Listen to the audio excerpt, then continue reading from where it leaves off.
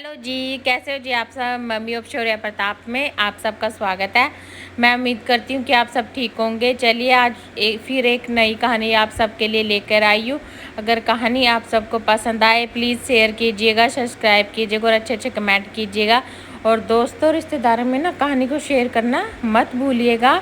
अगर आपको अच्छी अच्छी कहानियाँ ऐसे ही पसंद आएंगी तो मैं आगे भी बहुत अच्छी अच्छी कहानियाँ लेकर आऊँगी।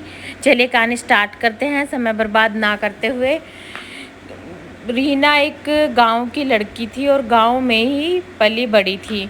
तो उसकी शादी शहर में हो जाती है। शहर में सुमित अपनी माँ के साथ रहता है। तो रीना की शादी सुमित के साथ हो जाती है। तो सुमित, रीना और उसकी माँ तीनों बड़ी खुशी खुशी से साथ रहते हैं और वह काफ़ी खुश होते हैं। लेकिन जैसे ही मतलब जो रीना थी ना, वो गांव में गरीबी में पली बड़ी थी, इसलिए वह मतलब हर काम में जुगाड़ करना जानती थी। जो एक मतलब उसकी सास उसे कहती थी कि जुगाड़ू बहू, एक जुगाड़ू बहू थी वह।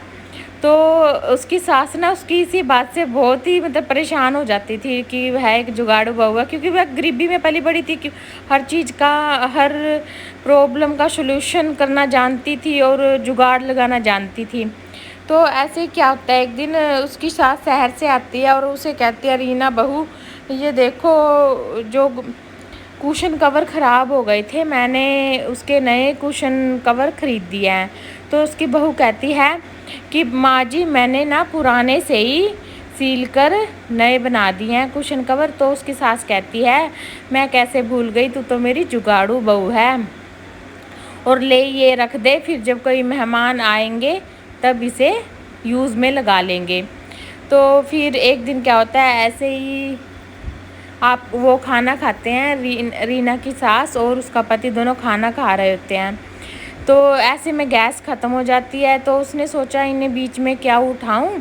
तो वह अपना जुगाड़ लगाती है, ऊपर से कुछ लकड़ियां पड़ी थी नीचे लाती है और चूल्हा, 4 ईंटों का चूल्हा बनाकर उस पर रोटी देती है उन्हें गरम गरम। तो थोड़ी देर अगले दिन की बात होती है, क्या करती है रीना, राख से बर्तन साफ़ कर रही होती है। तो उसकी सास कहती है, रीना तुम राख से बर्तन साफ़ क्यों कर रही हो। तो रीना कहती है, माँ जी देखिए राख से तो बर्तन चमक जाएंगे, गांव में तो कुछ होता भी नहीं था, हम राख से ही बर्तन साफ़ करते थे, राख साबुन से ज़्यादा बेहतर है। तो उसकी सास कहती है कि तुम राख लाई कहाँ से। माँ जी वो कल रात क्या हुआ था कि गैस ख़त्म हो गई थी, तो मैंने ऊपर लकड़ियाँ पड़ी थी, तो उन लकड़ियों से चूल्हा जलाकर आप दोनों को गरम गरम खाना खिला दिया। तो उसकी सास कहती है, लकड़ियाँ तो काफ़ी महंगी हो गई है और घर में दूसरा सिलेंडर था, तुम दूसरा सिलेंडर लगा लेती। तो रीना कहती है, माँ जी आपको तो पता ही है मुझे सिलेंडर लगाना नहीं आता, तो इसीलिए मैंने सोचा आप लोगों को बीच में क्या टोकूं, खाना खाने में अदर में क्या उठाऊं, तो इसीलिए मैंने ये सब कर दिया। एक दिन की बात और होती है कि क्या होता है, रीना का पति सुबह सुबह खाना खा रहा होता है और जल्दी में होता है। तो उसका फ़ोन रखा होता है टेबल पर, साथ में पानी होता है वहाँ पे। तो पानी का गिलास उसके फ़ोन पर गिर जाता है। तो वह काफ़ी परेशान होता है सुमित।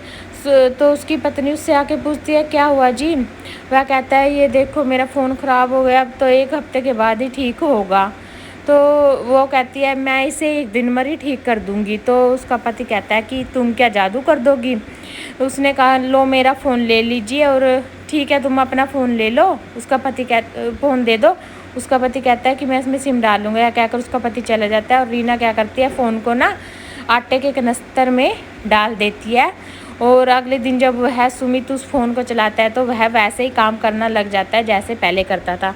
तो उसका पति कहता है, तुमने ये कैसे किया। तो उसने कहा कि इसमें थोड़ा सा पानी चला गया था, तो मैंने इसे आटे के कनस्तर में डाल दिया और यह पूरी तरह से सूख गया। तो ऐसे ही एक दिन की बात और होती है।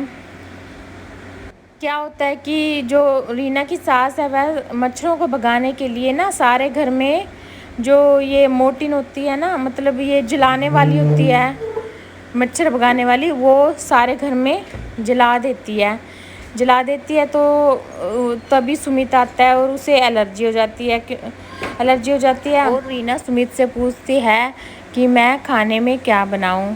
वह बार बार पूछती है और सुमित उसका कोई भी उत्तर नहीं देता।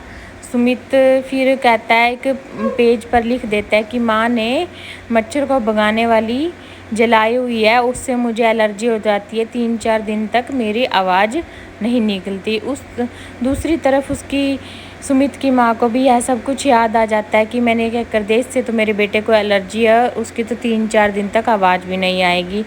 तो रीना कहती है कि मैं ना ऐसा काढ़ा बनाऊंगी, आप 3-4 बार लोगे और आप ठीक हो जाओगे। तो रीना ने वह काढ़ा बनाया और वह सुमित ठीक हो गया। लेकिन दूसरी तरफ उसकी माँ तो कह रही थी कि भी ये डॉक्टर से ही ठीक होगा, और वह सुमित उसका काढ़ा पीकर डॉक्टर से ही पहले ठीक हो गया। अगले दिन जब वह सोकर उठता है तो उसकी आवाज़ काफ़ी अच्छी तरह निकलती है जैसे पहले निकलती थी, और इस तरह सारे सास, बहू और बेटा तीनों खुश होते हैं। और धन्यवाद जी, कहानी ख़त्म होती है।